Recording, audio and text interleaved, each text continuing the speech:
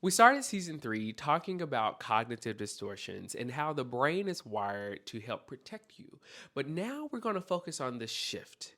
We're going to shift our mindset from fear to freedom, from scarcity to abundance, and from what if it falls apart to what if it all works out. And today we're starting with the foundation. We are learning to tell the difference between fear based living and the fear that's lying to you and the intuition that is trying to guide you. So sit back, relax, and welcome to Adjusting.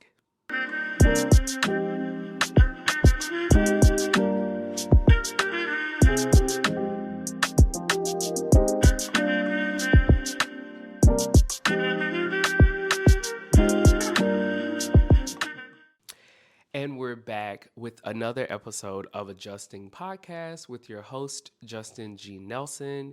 Part one of this season was amazing. I mean, we tackled 12 cognitive distortions, learned about how it shows up, how we can adjust from it. But part two of this season, I want to focus on adjusting your fears and adjusting your mindset to something from like, what if it actually works out? Or what if I actually put my best foot forward and find the positive in it all, okay? And a lot of conversation on social media has been about, well, I know in my personal life, it's been faith over fear and really living in faith, because you can't have fear and expect for faith to take place. This is like, that episode I did about your garden. Imagine fear being the rocks and faith being the seeds. You can't plant your faith in fear and expect for something healthy to come from it. You can get some weeds.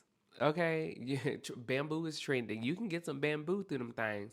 But if you want something healthy and something that's going to grow and nourish others through your purpose, you gotta adjust your fear. So that's what we're talking about today, and I'm really excited to jump into this.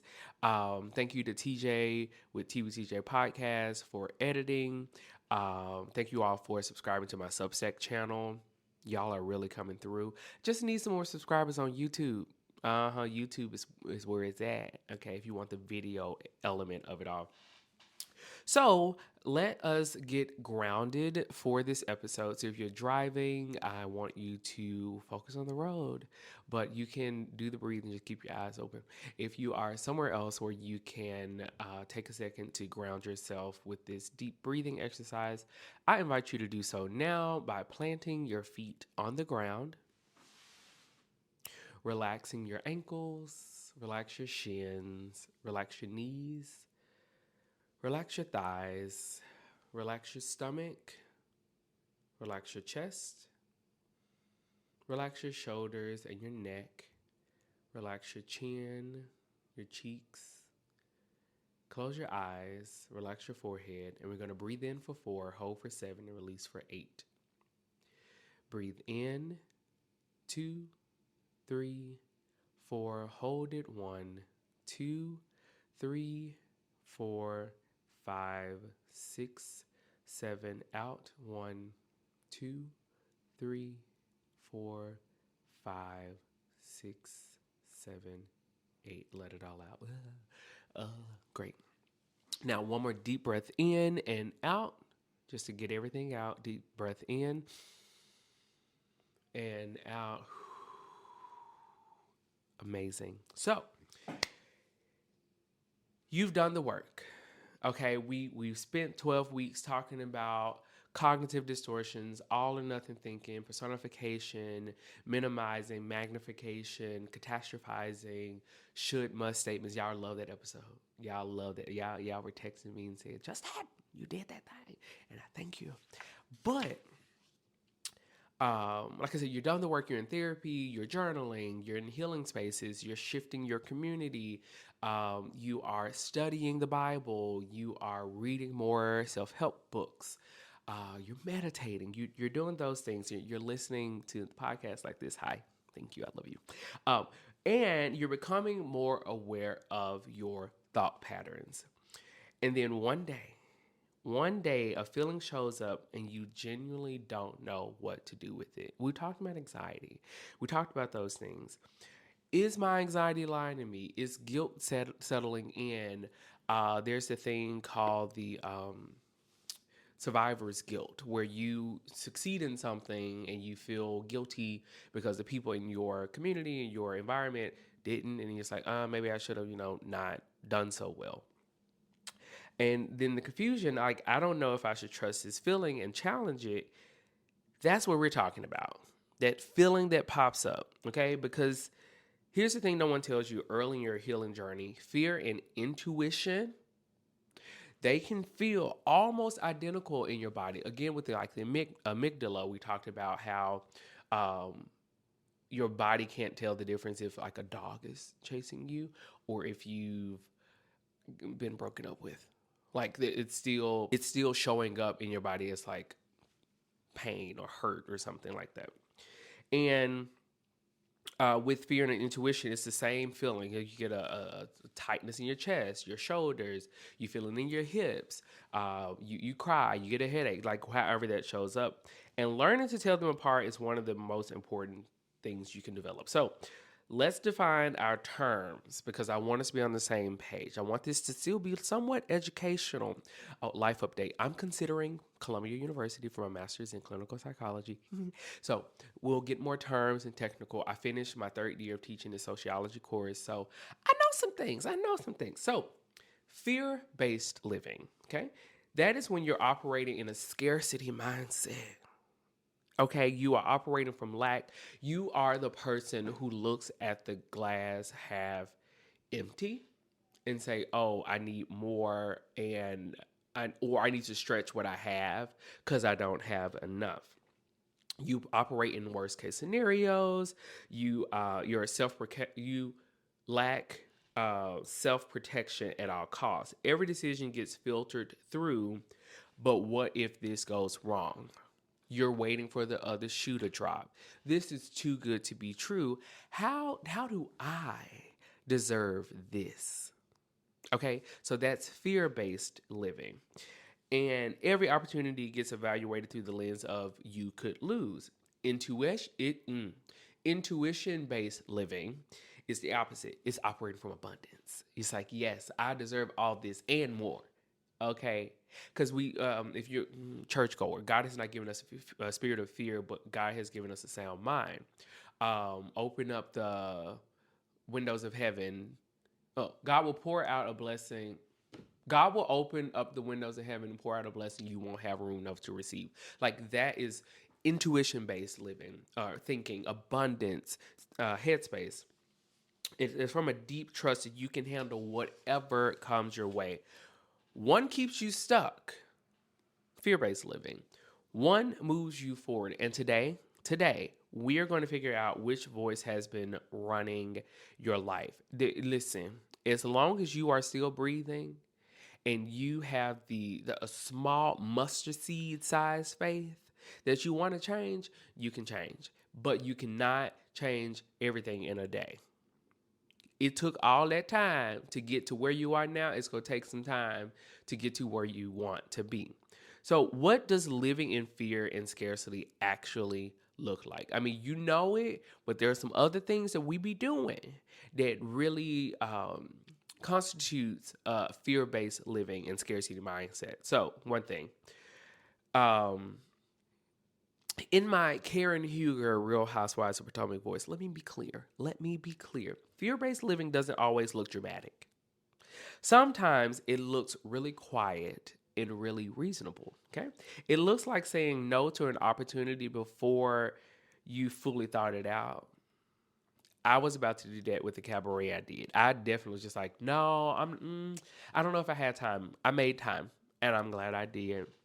Telling yourself it probably won't work out anyway so that the rejection doesn't sting as bad. It looks like staying at a job, in a friendship, a relationship, a creative contract, a city, a version of yourself that isn't serving you anymore because leaving feels too risky. Okay? And at least you know what you have right now. You are able to settle for what you have because of fear. Yeah, I know the job market is bad, and I'm just gonna stick it out because I'll be fine. It'll get better. Has it gotten better? You said this 6 months ago it's gonna get better. You said that a year ago it was going to get better. It hasn't got better, but what has gotten worse is your health. Your mental health is declining. Your blood pressure is rising. Okay, I've seen a lot of videos of people who have developed um, neurological damage and other physical illnesses, um, things like what is it, shingles, and things like that because of stress. And a lot of it deals with fear-based living and fear-based thinking. Truth is, all of that is sabotage. Okay, it looks like sabotage. And I know that word is heavy, but we're going to start with this, okay? When the relationship is actually healthy, when the project is actually gaining traction, when you are getting the recognition you deserve in spaces where you sacrifice blood, sweat, tears, and money. Okay. When life actually starts to feel good, we allow fear to step in and find a way to mess it up. Because somewhere deep down, scarcity has taught us that good things don't last. So you might as well be the one to end it before it ends you. And it's not your fault. It is not your fault. It's generational trauma. Okay, there are generations before you that had the same mindset, and sometimes I've been reading some books about slavery. Okay, and not all slaves had that. I'm a kill the man mentality. There were some slaves that were working for the man. I read the book Burn the Master's House Down, and you had Nathaniel in chapter 4 who was white passing, but he was black. But in his head, if he gave the white people what he wanted, he was fine. Okay? And he turned on his community, and his community killed him. Baby, they nailed that man to the door and set that house on fire. And that if he thought the black people would never change on him, and he never developed that type of fear-based thinking because he thought that the white people were always going to be on his side, and he knew uh, once one of the slaves turned on him that it was over and the good things was coming to an end. But because he had weaponized their mind enough that they were still family, we're still black, we're still that. Nah, bruh. Nah, that's not how to go. But anyway, that's another book and another conversation on another platform. But for my creatives that are listening, you know this in your bones. It's not submitting the application because you've already decided you won't get it. It's not posting the thing because you're waiting until it's perfect. And perfect never comes because fear keeps moving the goalposts. It's having the idea, loving the idea, being the idea. You are the idea. You see the idea manifest in your head and then talking yourself out of the idea before anyone else even gets a chance to see the idea. Hell, we typecast ourselves out of opportunities. Okay, you see the vision, you are the vision, and you never share the vision because now the vision is gone because you don't think it's shareable. And that's fear-based thinking. And for those of you who are healing from trauma and relationships, turn this up. Crank this up. Fear-based living looks like keeping your wall so high that even when love or healthy relationships wants to peek in, you add another brick. You pushing people over.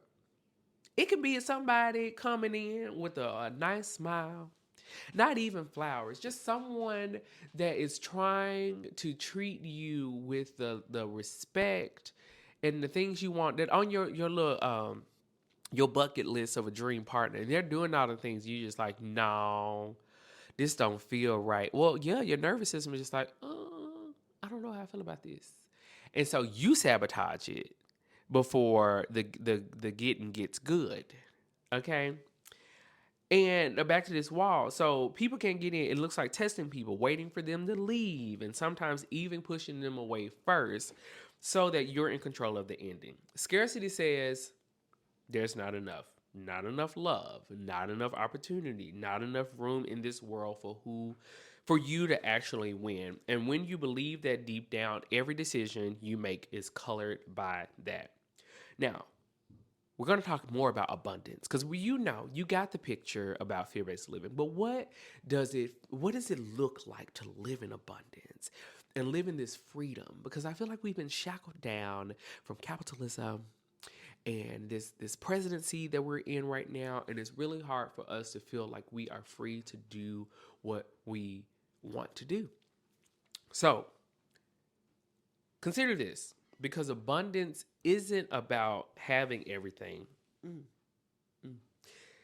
That's what those con artist people, the white people, want you to know. Okay, they want you to think that abundance is about having everything. No. Abundance mindset is abundance is a mindset. Sorry. It's a way of moving through the world that says, even if I don't have everything right now, I trust that what I need is coming. Even if this doesn't work out, something else will. Even if I leave, or even if they leave, or I leave this job, I will be okay. That's abundance mindset. Not if I leave this job, I'm going to be poor, broke, rich. No, if I leave this job, I will be okay. I will be okay because I've survived hard things before this and I can get through this. Freedom-based living looks like making decisions from possibility instead of protection. It looks like applying for the thing genuinely being okay. Applying for the thing and genuinely being okay with both outcomes because you did the brave thing, and that matters regardless of what the outcome is. You applied for the job. You made the post. Okay, you reached out to that person. You applied for school. Like, you've done the thing. So that's faith mindset. Just like, I'm going to have the faith to do this, and whatever the outcome is, I did my part. Okay? And this is like how working with social media. Like, I had a client and I was doing their Pinterest page and I posted, baby, I was consistent in every way, showing up, making the post, checking the algorithm, doing all these things. And the numbers kept going down. And I was just like, I know I did my part and I can't stress over an algorithm I have no control of. So I'm gonna step back. And we decided, everyone else was dealing with the same issue. So I'm just like, okay, cool. So I didn't tear myself down thinking, I don't know how to do my job. I don't know what I'm doing. I did a good job. Okay. And this is the part I really love when it comes to abundance. Abundance is generous. Okay. It is generous. And when you live in abundance, you stop hoarding. I'm not talking about clothes. Okay. I'm talking about hoarding ideas and your vision because in your old mind, you're thinking, well, what if someone steals my idea and someone steals my concept? And when it comes to hoarding your love, I'm talking about because, like, what if my love runs out? Hoarding your energy because in your head you've made up your mind that what if I give too much and there's nothing left? Abundance says there is more where that came from. Share the gift. Put the thing out. Share your love. Be open to love. More is coming. Okay? It's in the Bible. Luke 6:38? Give and it'll come back to you. It's in the book. It's in the book. Okay? But I want to also add some more of the spiritual context to it because I'm a church kid. Okay? A lot of us didn't learn fear at home. unless you were finna get a whooping. Okay, we learned it at church: fear of getting it wrong, fear of missing God's will, fear of not being enough, all preached with such conviction. You know, it's a good sermon, a fear-based sermon, baby. That'll have the church tore up on a Sunday. Okay, all preached with such conviction that it felt like absolute truth. But here's the thing: a theology built on fear produces people who are afraid.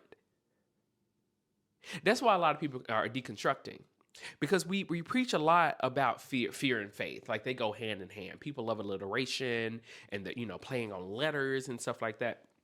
But it was never the design. Okay, whether you're rooted in faith somewhere in deconstruction or have stepped away from religion entirely, and you're still healing from what it did to you, reminder: this is a safe space. Okay, I go to church. I go to church religiously, and I still wrestle with the preaching styles and the way things are delivered, because everyone should have their own interpretation, not to create chaos, but to create conversation, to build community. Okay, because everyone doesn't look at everything the same way. Even preachers don't. One pastor doesn't preach the same passage the same way. And sometimes you got to find what resonates with you. I'm not here to tell you what to believe, okay?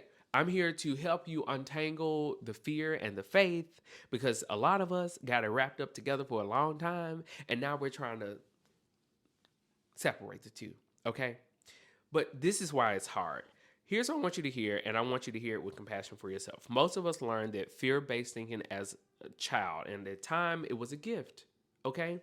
If you grew up in a home where it was unpredictable, love was conditional, where safety wasn't guaranteed, and where you had to be small to be perfect or invisible to survive, fear was your nervous system's way of getting you through. Pause for a second, give yourself a hug, and say everything is okay now.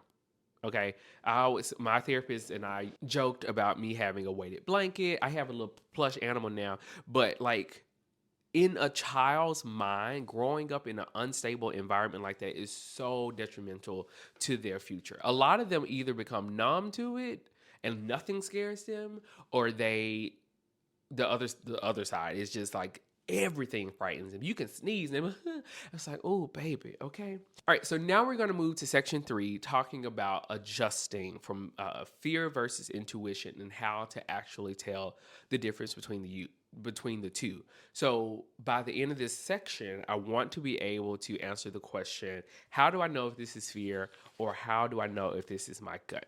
And I'm going to give you something actually useful here. So instead of you'll know, because honestly, when you're early in your healing journey, you don't know nothing. Okay, you don't know it when you feel. No, you don't. It could be trapped gas, okay? The biggest thing to understand is that both fear and intuition live in your body. They're not just in your head having a logical debate, okay? They're in your chest, your gut, your back, your shoulders, your wrists, your ankles, okay? They're all over, and they can feel similar at first. So we have to look at the quality of the feeling and not just the feeling itself. So how does it show up? Fear is loud. Fear is loud. It's urgent. It has a kind of frantic energy to it, like it needs you to act right now. Fear spirals, okay? Fear is almost rooted in the past. Something else had to happen for your body to register it as fear, okay? So fear is identifiable based off something that has happened before. When you trace it back, it leads to a story. Last time I tried something, this happened. Okay. Last time I dated somebody like this happened. So it has some type of track record to get you back to, I don't like that. I don't like it. It's scary. Like a scary movie. One scary movie, like, I don't like scary movies. Right? And fear tells you to shrink, to hide, to run, to avoid, to stay away. And it sounds like, who do you think you are? You're not ready. You're not ready. This won't work. Do better. Try harder. Okay? Now, how intuition tends to show up: intuition is quiet. Intuition is that silent morning where the birds are chirping, not too loud though, just like, and you're sitting there Your body is rested. The tabs are closed in your mind, and you hear a still small voice saying, "Go. I'm proud of you. Try this instead." Like it's a refreshing moment. It doesn't need to yell because it's not trying to scare you. It's just trying to guide you. It's more like a whisper, okay? Then an alarm. Intuition is steady. It makes its point and then it stops. It doesn't spiral into nothing too far, okay?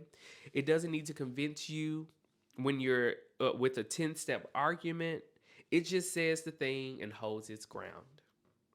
It says you are enough and holds you there, okay? Intuition is rooted in the present. It's responding to something that's actually happening right now, not a story from 5 years ago. It's paying attention to this person, this situation, this moment, and offering you information about it. And intuition moves you. Fear keeps you still, but intuition moves you. Intuition motivates you.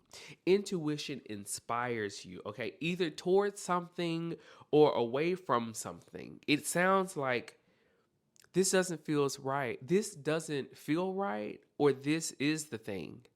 Simple, clear, without the drama, without the stress. So in your life, let's make it more tangible because I don't want this just to be too theoretical. Like I want some physical proof and some actual evidence of how it happens. So in relationships, you meet someone. Picture this, okay? It's a Monday evening, 7:00. I'm joking. You meet someone and you feel nervous. Is that fear or intuition? Okay. Ask yourself, is this nervousness spiraling into they're going to hurt me like everyone else? With no specific evidence from this person, if that is happening, that's fear. Okay. Or is there something specific about this person's behavior, something they did or said, a pattern you've noticed that makes you feel uneasy? That's more likely intuition. One is projection from your past, one is information from your present. They sound the same though, because you're just like, well, if it makes me feel uneasy, that's still your intuition telling you, give it a try because it's new territory for you, but you are still in control of what happens next. In your creative work or career, you have an opportunity and you feel scared. Is that fear or intuition? Is the fear telling you, don't try, you'll be embarrassed, you're not good enough, no one wants to hear from you, with nothing to back it up?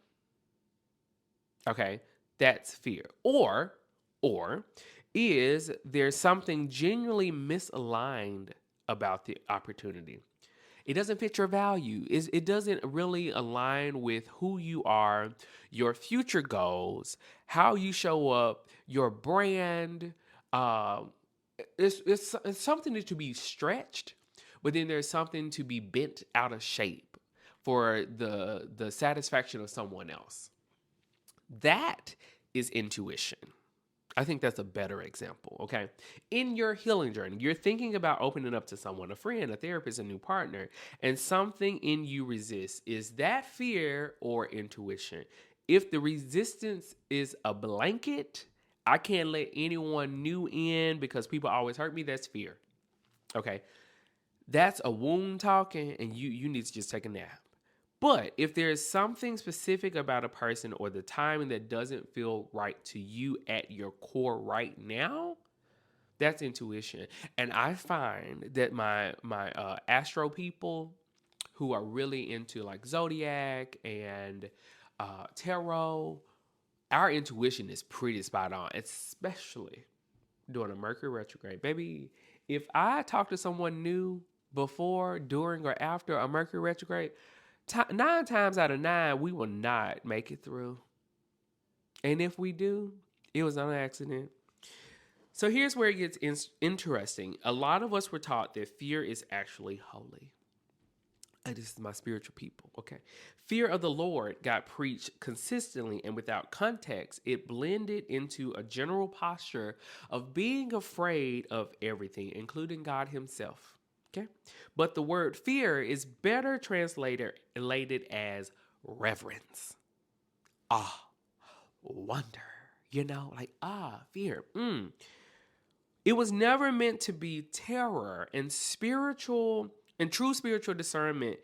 That small voice doesn't condemn, doesn't spiral, doesn't make you feel small. Again, if you got your Bible out, 1 Kings 19 reminds us that God wasn't in the wind, the earth shake, or the fire. God was in a still small voice. Woo! Quiet, steady, persistent. That's the difference, okay? Fear not, fear not. It was a still small voice. I'm done. I'm joking. But we talked about that. But how can we apply these things? How can we apply shifting our mindset from fear to intuition? Here are 5 things that'll help you move from fear to freedom. Write this down. Number 1, we're going to do a spiral check. Okay, we talked about if you start spiraling, you feel that fear is kicking in and things. I need you to check in with yourself. I need you to woosah 4-7-8 breathing. Okay, is this the first thing you're going to ask yourself? Is this spiraling me, or is it staying steady? Because fear spirals, like I said, you start at I'm nervous and end up at my entire life is falling apart. You catastrophize, okay? You go to the cognitive distortions we talked about, and intuition doesn't do that. Intuition makes it a point and stays there. So the next time you feel anxious, okay, you feel that anxious pull happening, just pause and trace the thought. Trace everything back.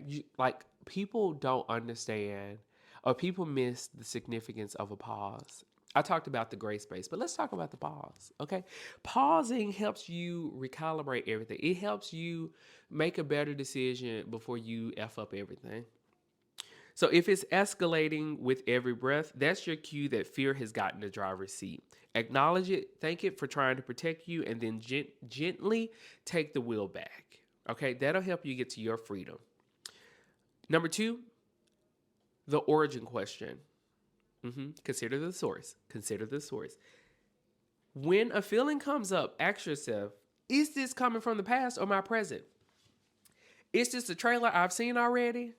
Or if this is something new that's happening in the moment? Fear is almost always trying to remind you of something that has happened in the past, being projected in a right now moment.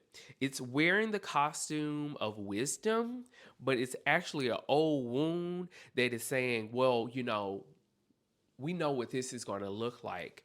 Yeah, it's going to look like something bad based off fear or based off your lack of healing. So you're trying to show up wise with an old mindset for something new instead of living in freedom and saying, I've experienced this before and I'm going to change the outcome on this. Okay. I'm not going to keep running. I'm going to be present, stand here in this moment and say, no, what about this? I always say this thing whenever I'm trying to approach someone or something in a way to say, you've given me A, B, and C.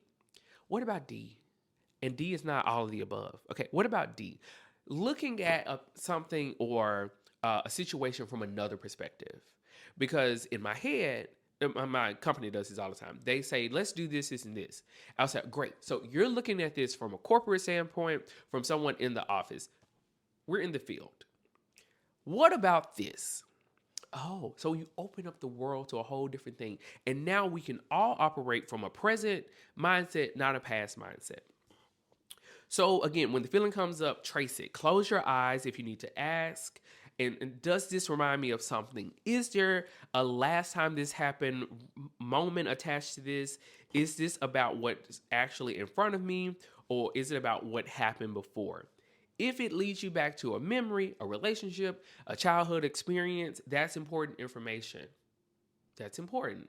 It means you're not reacting to your present moment. You're reacting to a past, and your present deserves a fresh experience.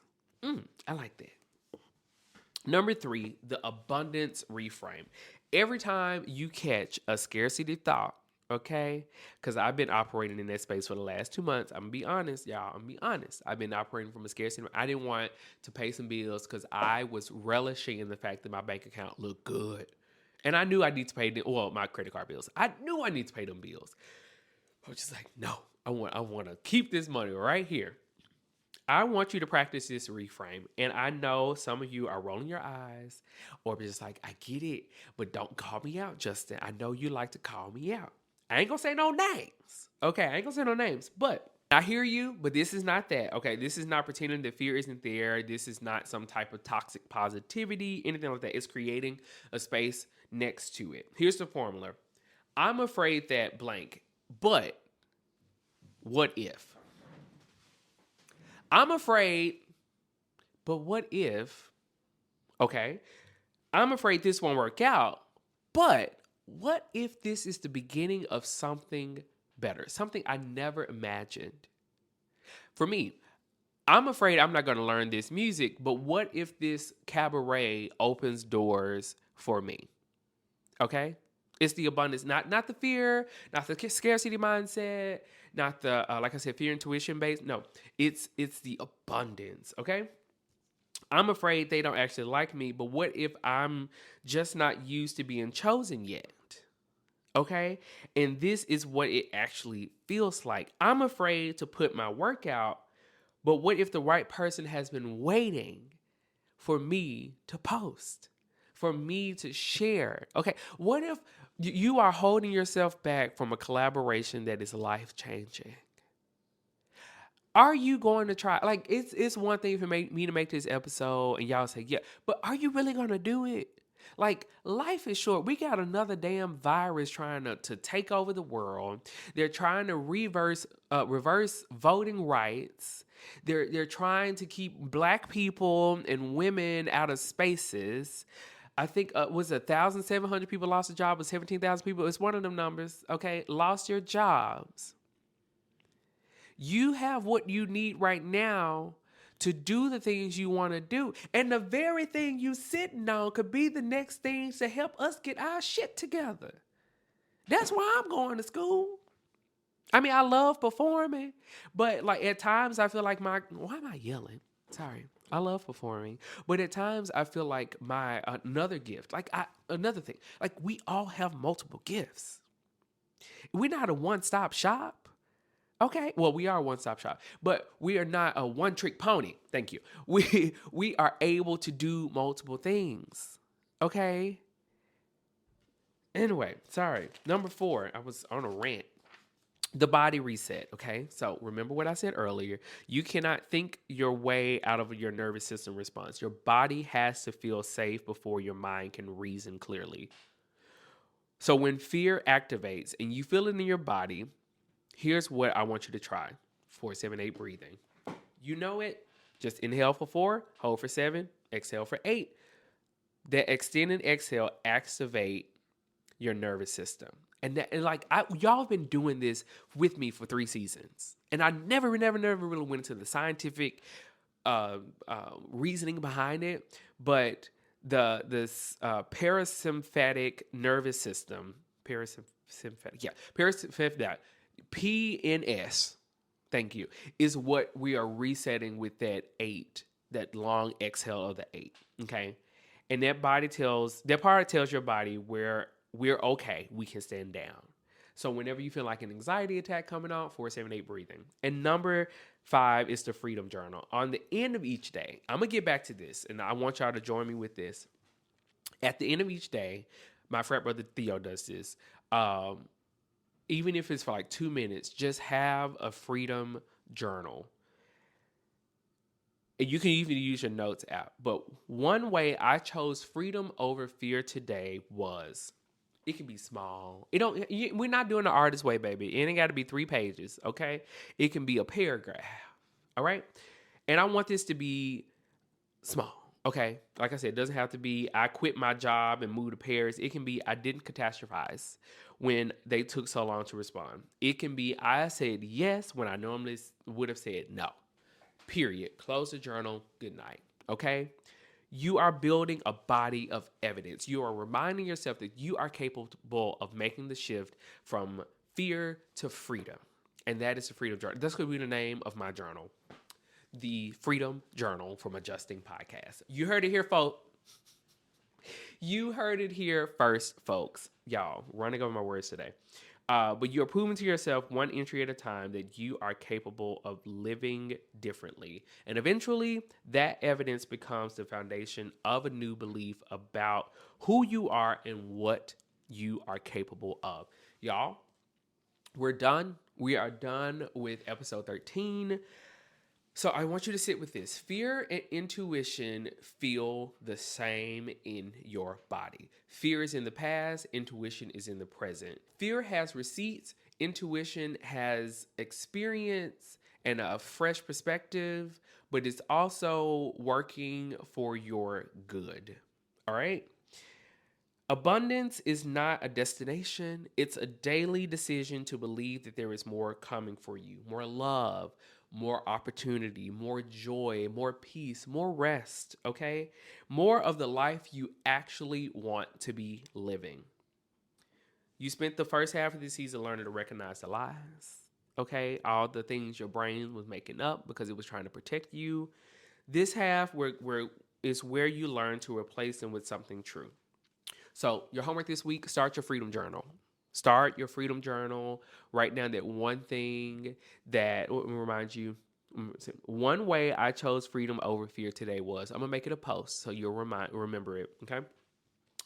So start building the evidence because the life you want is on the other side of fear. Until next time, keep adjusting. Bye-bye.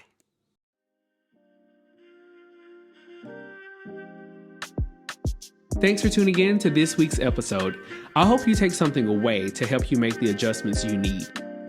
Before you go, please take a quick second to share this with someone you care about. And if you can, please leave a 5-star rating and review on whatever platform you're listening to this on.